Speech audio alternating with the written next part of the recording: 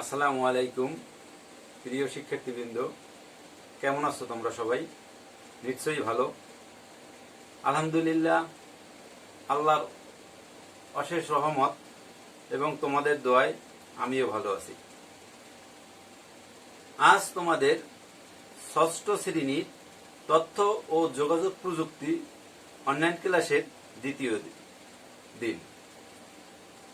আজকে আমাদের অধ্যায় প্রথম এবং পাঠ 5। এই 5 পাঠে আজ আমরা তথ্য ও যোগাযোগ প্রযুক্তির ব্যবহার নিয়ে আলোচনা করব। তো শিক্ষার্থীরা, চলো আমাদের আজকে আলোচনা শুরু করা যাক। শিক্ষার্থীবৃন্দ, তথ্য ও যোগাযোগ প্রযুক্তির ব্যবহার নিয়ে যদি আলোচনা করতে হয়, তাহলে আমাদের প্রথম যে বিষয়টি সামনে চলে আসে তা হচ্ছে আমাদের শিক্ষাক্ষেত্র। শিক্ষাক্ষেত্রে তথ্য ও যোগাযোগ প্রযুক্তির ভূমিকা কি?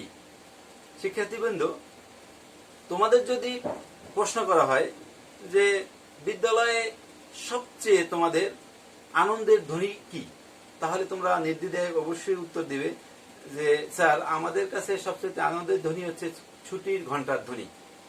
আসলে তাই সত্য। এটা শুধু তোমাদের জন্য নয়, এটা আমাদের সময়ও ছিল যে ছুটির ঘন্টার ধ্বনি ছিল আমাদের সবচেয়ে আকর্ষণীয় বিষয় এবং খুশির সময়। কিন্তু কেন? এই যে সারাদিন ক্লাসে বসে থেকে স্যারদের একঘেয়েমি বক্তৃতা শোনা, মাথা গুজে বইয়ের পড়া মুখস্থ করা একেবারে বিরক্তিকর একটা ব্যাপার এবং একঘেয়েমি। এই যে বিরক্তিকর পড়া মুখস্থ করা, বক্তৃতা শোনা, এই একঘেয়েমি দূর করার জন্য এই যে শিক্ষাবিদগণ যারা শিক্ষা নিয়ে গবেষণা করেন, তারা বিভিন্ন পদক্ষেপ হাতে নেয়। সেই ক্ষেত্রে এই একঘেয়েমি দূর করার জন্য, শিক্ষাক্ষেত্রে নতুনত্ব আনার জন্য, শিক্ষার্থীদের পাঠে মনোযোগী করার জন্য, ক্লাসমুখী করার জন্য যে তথ্য এবং যোগাযোগ প্রযুক্তির ব্যবহার সফলভাবে কাজ করছে। তো শিক্ষাক্ষেত্রে তথ্য এবং যোগাযোগ প্রযুক্তির ব্যবহার যদি আমাদের দেখতে হয়, তাহলে প্রথম যে জিনিসটা দেখতে হবে শিক্ষাক্ষেত্রে, তা হচ্ছে মাল্টিমিডিয়া, প্রজেক্টরের মাধ্যমে ক্লাস গ্রহণ। ইতিমধ্যে তোমরা আমাদের বিদ্যালয়ে এই বিষয়গুলো দেখেছো যে মাল্টিমিডিয়া প্রজেক্টর ব্যবহার করে আমরা মাল্টিমিডিয়া ক্লাস নিচ্ছি। সেখানে কিন্তু শিক্ষক একঘেয়েমি বক্তৃতা তোমাদের শুনতে হয় না। বিভিন্ন আনন্দদায়ক উপকরণ দিয়ে ক্লাসগুলো সাজানো থাকে। এরপরে দ্বিতীয় পর্যায়ে যদি আমাদের সামনে চলে আসে, তাহলে হচ্ছে যে বিজ্ঞান ক্লাসের কথাই আমরা বলি। যে বিজ্ঞান ক্লাসের তোমাদের যে বিজ্ঞান স্যারেরা আছে, যে লক্ষ্য করেছো যে বিজ্ঞানের যে বিভিন্ন পরীক্ষাগুলো আছে, হাতে কলমে শিক্ষার পাশাপাশি এই তথ্য এবং যোগাযোগ প্রযুক্তি ব্যবহার করে তোমাদের সুন্দরভাবে এগুলা তোমাদের সামনে উপস্থাপন করেন এবং তোমাদের কাছে ভালো লাগে। এছাড়া দেখো, শিক্ষাক্ষেত্রে তথ্য যোগাযোগ প্রযুক্তির ব্যবহার যে বড় একটা সফলতা, তা হচ্ছে আমাদের এই 2020 সালে আমরা দেখতে পেলাম যে এই করোনাকালীন সময়ে যে অনলাইন ক্লাসের মাধ্যমে তোমরা ঘরে বসে ক্লাস করতে পারছ। এটাও এই তথ্য এবং যোগাযোগ প্রযুক্তির ফলেই সম্ভব হয়েছে। এছাড়া অনলাইনে পরীক্ষা দেয়া, পরীক্ষার ফলাফল জানার জন্য তোমাদের কিন্তু আর স্কুলে এসে ভিড় করতে হয় না।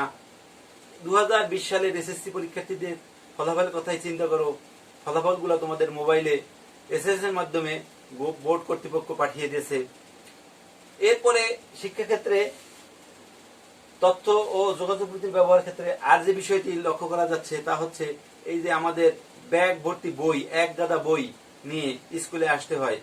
দেখো, এখন আমাদের মোবাইল ফোনে বা একটি ইবুক রিডারের মাধ্যমে হাজার হাজার বই একটা মোবাইল ফোনের মধ্যে বা একটি ইবুক রিডারের মধ্যে রাখা সম্ভব হচ্ছে। এক গাদা বই নিয়ে আমাদের চলাচল করতে হচ্ছে না। এছাড়া দ্বিতীয় পর্যায়ে যদি আসি আমরা শিক্ষাক্ষেত্রে পরে, তা হচ্ছে চিকিৎসা ক্ষেত্রে। শিক্ষার্থীবৃন্দ, আগেকার দিনের চিকিৎসকরা শুধু হাতের নাড়ি দেখে তারপরে একটা টেলিস্কোপ দিয়ে সামান্য বুকে একটু বিট দিয়ে তারা রোগ নির্ণয় করত। অনেক সময় তাদের রোগ নির্ণয় করা সঠিক থাকতো না, ভুল হতো। কিন্তু তথ্য এবং এই যোগাযোগ প্রযুক্তি, আধুনিক প্রযুক্তি শিক্ষাক্ষেত্রে ব্যবহারের ফলে কি হচ্ছে, রোগ নির্ণয় খুব সহজ হচ্ছে। বিভিন্ন পরীক্ষা নিরীক্ষা এখন বর্তমানে এই প্রযুক্তি ব্যবহার করে করা হয়, যা একদম নির্ভুল তথ্য আমরা পেতে পারি। এরপরে তোমরা ডিজিটাল এক্সরে, আগে এক্সরে ছিল, হয়তো বুকের এক্সরে হতো, পেটের এক্সরে হতো, সাদা কালো এক্সরে, পরিষ্কার বোঝা যেত না। এখন প্রযুক্তির মাধ্যমে ডিজিটাল এক্সরে আমাদের সামনে চলে এসেছে, একদম স্বচ্ছ পরিষ্কার এক্সরের মাধ্যমে আমরা সবকিছু দেখতে পাই। আলট্রাসোনোগ্রাফি কথা চিকিৎসা ক্ষেত্রে একটা নতুন দিগন্ত সূচনা করেছে, যে আলট্রাসোনোগ্রাফির মাধ্যমে আমরা শরীরের বিভিন্ন অংশের আলট্রাসোনোগ্রাফির মাধ্যমে আমরা রোগ নির্ণয় করতে পারি।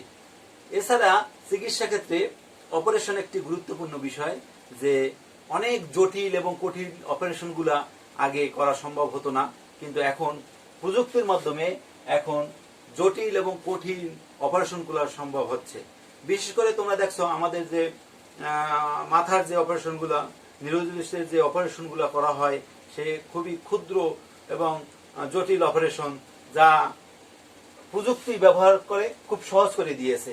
এছাড়া আমরা পিত্তে পাথর হলে আমরা ল্যাপ্রোস্কোপি ব্যবহার করে আমরা পিত্তের পাথর অপারেশন করতে পারি, বা চেরা ফাড়া ছাড়া সামান্য একটা ছিদ্রের মাধ্যমে আমাদের কিডনি থেকে পাথর অপারেশন করা সম্ভব, আমাদের পিত্ত থেকে পাথর অপসারণ করা সম্ভব।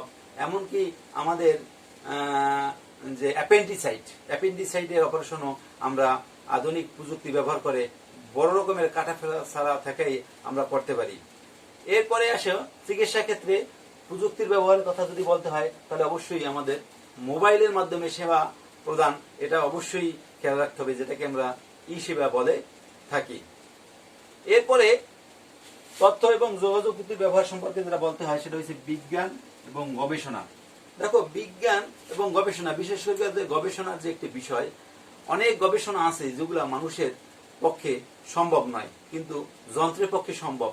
সেই কঠিন জটিল কিছু গবেষণা বর্তমানে এই প্রযুক্তি ব্যবহার করে করা সম্ভব হচ্ছে। আমাদের বাংলাদেশের মানুষেরা, গবেষকরা বিশেষ করে আমাদের এই তথ্য এবং যোগাযোগ প্রযুক্তি ব্যবহারের মাধ্যমে, বিশেষ করে প্রযুক্তি ব্যবহারের মাধ্যমে যে আমাদের যে সোনালী আঁশ পাটের জিনোম আবিষ্কার করেছে, এটা তুমি এর মধ্যেই জেনেছো। এরপরে যদি আমাদের কথা বলতে হয়, তাহলে অবশ্যই কৃষি ক্ষেত্রে তথ্য এবং যোগাযোগ প্রযুক্তির ব্যবহার। কৃষি ক্ষেত্রে আধুনিক চাষাবাদের মাধ্যমে আমাদের দিন দিন উৎপাদনশীলতা বৃদ্ধি পাচ্ছে। উৎপাদনশীলতা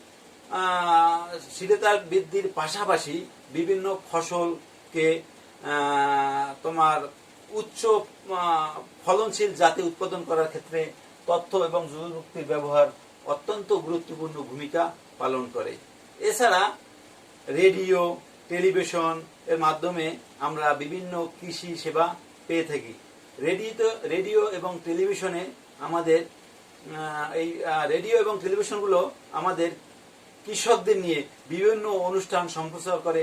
সেখানে আমরা কোন ফসল কখন চাষ করতে হবে, কিভাবে চাষ করতে হবে, কিভাবে চাষ করলে আমাদের ভালো ফসল পাবো, কি ঔষধ ব্যবহার করতে হবে, এটা আমরা জেনে থাকি এবং কৃষকরা উদ্বুদ্ধ হয় এবং কৃষিকাজে আত্মনিয়োগ করে তারা অবশ্যই লাভবান হয়। এরপরে আরেকটা বিষয় কৃষিক্ষেত্রে যেটা অবশ্যই মনে রাখার বিষয়, যে কৃষিক্ষেত্রে যোগাযোগের মাধ্যমে, মোবাইল ফোনের মাধ্যমে আমরা বর্তমানে ক্রয় বিক্রয়ের একটা সুযোগ তৈরি হয়েছে। আমাকে এখন এই কৃষক, আমি একজন কৃষক যদি হই বা তুমি যদি একজন কৃষক হও, তাহলে তোমাকে সেই বাজারে আর চলে যেতে হয় না। তুমি বাড়িতে বসে মোবাইল ফোনের মাধ্যমে তুমি দাম জানতে পারো এবং বিক্রেতার সাথে সাথে মোবাইল ফোনে কথা বলে তুমি তোমার কৃষিজাত পণ্য তুমি তাকে পাঠিয়ে দিতে পারো। আবার সে তোমাকে মোবাইল ফোনের মাধ্যমেই তোমাকে আবার তার বিক্রয়লব্ধ টাকা তোমার কাছে পাঠিয়ে দেয়। এভাবে কৃষিক্ষেত্রে তথ্য এবং যোগাযোগ প্রযুক্তি বিশেষ ভূমিকা পালন করে। এরপরে আছে আমাদের যে বিষয়, তা হচ্ছে পরিবেশ এবং আবহাওয়া। পরিবেশ এবং আবহাওয়ার যে বিষয় যদি আমাদের বলতে হয়, তাহলে আমরা বলবো যে তোমরা ইতিমধ্যেই জেনেছো যে তোমরা বিভিন্ন সময় বিভিন্ন সংবাদ মাধ্যম পেপার মাধ্যমে জেনেছিলে যে 1970 সালের বাংলাদেশে যে ঘূর্ণিঝড় হয়েছিল সেটা 5 লক্ষের মানুষ মারা গেছে। শুধু 70 সাল নয়, 70 সালের পরে 1991 সালে 2007 সালে ঘূর্ণিঝড়ে বিশেষ করে বাংলাদেশের দক্ষিণ অঞ্চলে, আমাদের এই দক্ষিণ অঞ্চল, উপকূলীয় অঞ্চল, সমুদ্রের কাছাকাছি যে অঞ্চলগুলা, এই ঘূর্ণিঝড় ব্যাপক ক্ষয়ক্ষতি হয়। এই কিছুদিন আগে তোমরা মনে করো যে আমপান যে একটা ঝড় হয়ে গেছে, সেই আমপানের ব্যাপকতা ছিল কিন্তু অনেক, কিন্তু আমাদের ক্ষয়ক্ষতির পরিমাণ ছিল কম। এর কারণ কি? এর কারণটা ছিল যে তথ্য এবং যোগাযোগ প্রযুক্তির মাধ্যমে আমরা আগেই সেই আবহাওয়ার আমরা খবরটা পেয়ে গিয়েছিলাম যে আমপান আসতেছে আমাদের সামনে। তো আমরা সতর্ক হয়ে গেছি, আমরা আশ্রয় কেন্দ্রে চলে গেছি, আমাদের বিভিন্ন গুরুত্বপূর্ণ বিষয়গুলোকে নিরাপদ স্থানে রাখতে পেরেছি। নারীরা, বৃদ্ধরা, শিশুরা তারা আশ্রয় কেন্দ্রে গিয়ে অবস্থান করেছে, যার কারণে ক্ষয়ক্ষতির পরিমাণ কিন্তু সেই আমপানের কম ছিল, এবং এটাই সম্ভব হয়েছে কিন্তু তথ্য এবং যোগাযোগ প্রযুক্তি ব্যবহার করার মাধ্যমে। এছাড়া আমরা বিভিন্ন আবহাওয়ার বার্তা প্রতিনিয়ত পেয়ে থাকি। তো শিক্ষার্থীবৃন্দ, তাহলে আমরা দেখলাম যে তথ্য এবং যোগাযোগ প্রযুক্তি আমরা শিক্ষাক্ষেত্রে ব্যবহার করতে পারি, এবং আমাদের শিক্ষাক্ষেত্রে ব্যাপক পরিবর্তন এনেছে এই তথ্য এবং যোগাযোগ প্রযুক্তি। চিকিৎসার অভূতপূর্ব উন্নয়ন হয়েছে এই প্রযুক্তির ব্যবহারের মাধ্যমে। এরপরে বিজ্ঞান গবেষণার ক্ষেত্রেও বিশাল একটা পরিবর্তন এনেছে তথ্য এবং যোগাযোগ প্রযুক্তি। কৃষিখাত এবং পরিবেশ এবং আবহাওয়ার ক্ষেত্রেও আমরা তথ্য এবং যোগাযোগ প্রযুক্তি ব্যবহার করতে পারি, এবং এগুলা ব্যবহার করে আমাদের ভালো ফল পাওয়া সম্ভব। তো শিক্ষার্থীবৃন্দ, এরপরে এছাড়াও আরো অনেক ব্যবহারের ক্ষেত্রগুলো আছে, পর্যায়ক্রমে সেগুলো পাঠভেদে আমরা আলোচনায় নিয়ে আসব। আমরা আজকের ক্লাস এখানেই শেষ করব। তো শেষ করার আগে তোমাদের আমি একটা বাড়ির কাজ দিয়ে দেব। তোমরা এই বাড়ির কাজগুলা খাতায় তুলে নেবে, এবং এই কাজগুলো তোমরা কিন্তু অবশ্যই করে রাখবে। যখন স্কুল খুলে যাবে তখন কিন্তু আমরা তোমাদের কাছ থেকে এই বাড়ির কাজগুলো সংগ্রহ করব, এবং এর নম্বর তোমাদের ধারাবাহিক মূল্যায়নে কিন্তু সংযোজিত হবে। তোমাদের আজকের বাড়ির কাজ,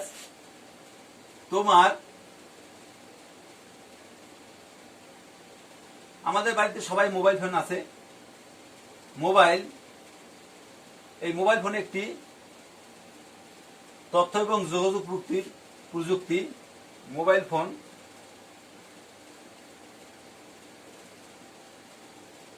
তোমার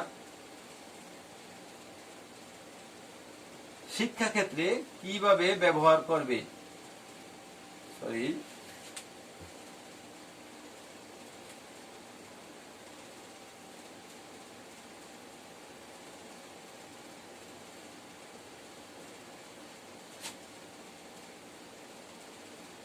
কিভাবে